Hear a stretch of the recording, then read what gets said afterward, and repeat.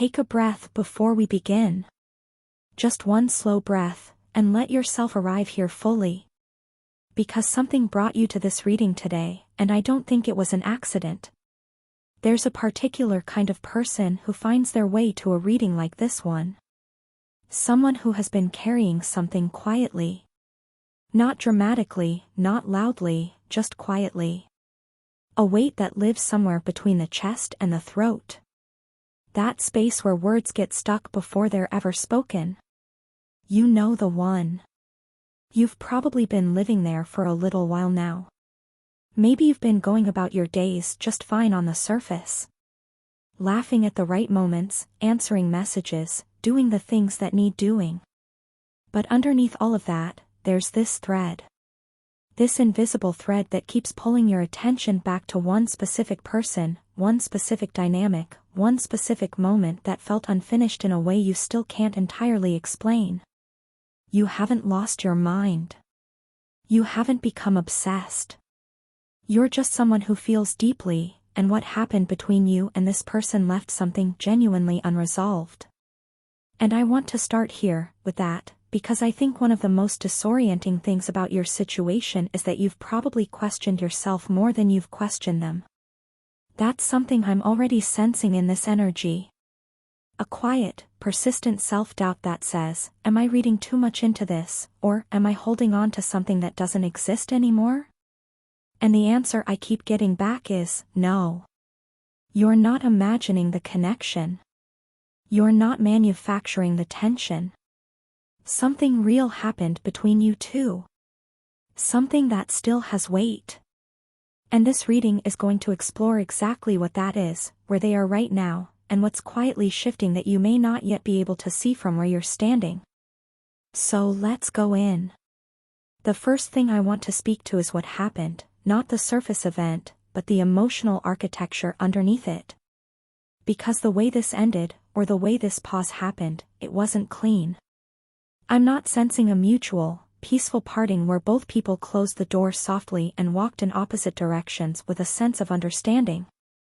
This feels more like one person suddenly needed to create distance, and the way they did it left you standing in the middle of a sentence that was never finished. Does that feel familiar? That sensation of being mid-conversation with someone, energetically, even when there's been no actual communication? Like something between you two never quite reached its natural resting point? The block, and I know that's something specific to many of you watching this, the block, or the sudden silence, or the pulling away, whatever form it took in your situation, it didn't come from a place of closure. I want to be really honest about that because I think part of you has wondered if it did. Part of you has thought, maybe they just moved on easily. Maybe it was nothing to them. But that's not what I'm feeling when I sit with this energy. Not at all. What I'm sensing is that your person did something that people do when they are overwhelmed by something they don't know how to process. They amputated the feeling instead of sitting with it. They chose control over vulnerability.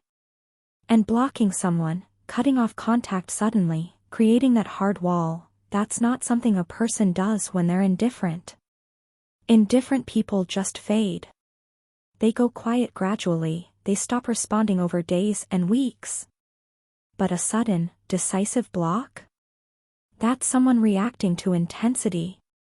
That's someone who felt something so strongly that they needed to make it stop immediately, because they didn't trust themselves to handle it gradually. This is interesting. I'm looking at this and I'm seeing that the way they removed you from their immediate reach, it was almost an act of self-preservation on their part. Not a statement about your worth. A statement about how much you were getting to them. Let that sit for a moment. You're not imagining it. Now, here's where it gets more nuanced, and I want to take some time here because this is where a lot of collective readings can miss the depth of what's actually happening in these dynamics. Your person is someone who has a particular relationship with their own ego. And when I say ego, I don't mean arrogance, though that may be present in moments. I mean the constructed self. The image they hold of who they are, how they're perceived, what they're capable of giving and receiving. This is someone who has built a version of themselves that feels safe. A version that has certain rules. Maybe they don't chase. Maybe they told themselves they're past certain kinds of vulnerability. Maybe they have a whole story about how they're better off, or how they don't need anyone, or how they've grown beyond the kind of love that requires them to lower their guard. And then you came along. Or rather, you've been there. And the reality of what they feel when they're connected to you does not match the story they've told themselves about who they are. That is a deeply destabilizing thing for a person who leads with control. Because they can manage most of what life brings them, but they cannot manage what happens internally when you enter the equation. And I'm sensing that somewhere along the way, they had a moment, maybe several moments, where they looked at how they were behaving around you, or what they were feeling because of you, and they didn't recognize themselves. They felt exposed in a way that their constructed self simply could not allow. So they did what people do when reality threatens the image they need to maintain. They created distance. They told themselves a story, maybe that you were too much, or not enough, or that the timing was wrong, or that things were complicated. They reached for reasons that made the retreat feel justified and rational rather than what it actually was, fear. This isn't me excusing it. Please hear that clearly. What they did may have genuinely hurt you, and that hurt is valid. Fully valid. I'm just pulling back the curtain on the psychology of it because I think understanding what actually drove their behavior allows you to stop carrying the weight of it as if it were a reflection of your value. It wasn't. It was a reflection of their limitation. Now, I said at the beginning of this reading that something is shifting. And I want to get into that because this is where the energy becomes quite charged, and several of you watching are going to recognize exactly what I'm about to describe. Your person is haunted by this. And I choose that word deliberately, haunted. Not just occasionally thinking about you. Not just a passing curiosity. Haunted. The way something that's been suppressed always finds its way to the surface. The things we push away don't disappear. They find the cracks. They come up at 2 a.m. They surface in a song, in a moment of unexpected stillness, in watching someone else experience something that reminds them of what they had with you. I'm hearing something like, I thought I could just leave this alone and it would resolve itself. And what I get in response to that is this quiet, almost rueful recognition that it has not resolved itself. That in trying to put this away, they've somehow kept it closer than if they'd simply allowed themselves to sit with it honestly. Have you felt this energy lately? This sense that something is on the verge of coming back around? Not in a desperate way, more like a slow tide returning. There's a building quality to what I'm picking up on. Something that has been held back for a while and is now looking for a point of release. This is where I want to bring in something that feels really important for your situation, the mirror quality of this connection. There's a particular kind of relationship that doesn't behave the way conventional connections do. The ones where you find yourself in someone else's eyes in a way that's both magnetic and deeply uncomfortable. Where what you feel for each other seems to bypass the usual social negotiations and cut directly to something rawer, more essential. Many of you found your way here today because what you had with this person felt like that. Bigger than casual. Harder to explain to someone who hasn't felt it themselves. And I want to speak to something that I don't think gets addressed enough in these conversations about people who pull away or go quiet. The depth of the connection isn't only felt by you. It never was. The person who is currently on the other side of this silence or this block or this distance, they felt it too. They still feel it. And in many ways, what they are most haunted by isn't missing you as a concept, but the specific way that being around you made them feel things about themselves that they were not prepared to face. That's the mirror quality I'm speaking to. When someone reflects us back to ourselves, not intentionally, not as a strategy, but simply by existing in our orbit, it can be profoundly beautiful and deeply confronting at the same time. Because in that reflection, we don't just see our best qualities. We see everything. The parts we're proud of and the parts we've been avoiding. And if someone isn't ready for that level of self-confrontation, the easiest thing, the thing that feels like relief in the short term, is to remove the mirror. But here's what I'm sensing right now, and this is where that desperation from the title comes in, and I want to be thoughtful about how I describe it because it isn't frantic, it's more like a quiet collapse of the strategy they put in place to avoid you. Removing the mirror didn't make the reflection go away. They're still seeing themselves through the lens of what this connection showed them. And what started as an act of self-protection has started to feel less like freedom and more like loss. A specific kind of loss, the loss of the one person who made them feel fully seen even as that full seeingness terrified them. This is interesting, because I'm not getting the sense that they're proud of how they handled this. In fact, what I'm picking up on is something closer to quiet shame. Not the performative kind, not the kind that broadcasts itself. But a private recognition that they did not show up as the version of themselves they wish they had been. Let me take a pause here for a moment because I want to check in with some of you who might be receiving this energy slightly differently. Remember, this is a collective reading, and that means the specifics may vary for your individual situation. Some of you might not have experienced an explicit block. This energy might speak to you through a different kind of sudden withdrawal, a relationship that just went cold without explanation, a connection that was moving beautifully and then stalled out in a way that left you confused. The emotional architecture is the same even if the specific circumstances differ. Trust your intuition about what resonates for you and let the rest wash by. Now, about the desperation I'm sensing from them. I want to be honest that it doesn't look the way we often imagine desperation to look. It's not frantic reaching out or flooding your inbox. At least not yet, and possibly not in that form at all. It looks more like a person who has run out of runway on their avoidance strategy and is now sitting alone with the full weight of what they walked away from. They're beginning to do the math. And the math is not in their favor, in their own internal calculation. Because here's the thing about people who operate from that place of ego protection, they genuinely believed that with enough time and enough distance, the feelings would diminish. They thought they could outlast this. And what's happening right now, in this current energy, is that they're discovering they were wrong. Not just a little wrong, meaningfully wrong. And that discovery is hitting them with a force they didn't anticipate. I'm hearing something like, I didn't think I would still feel this. Quietly.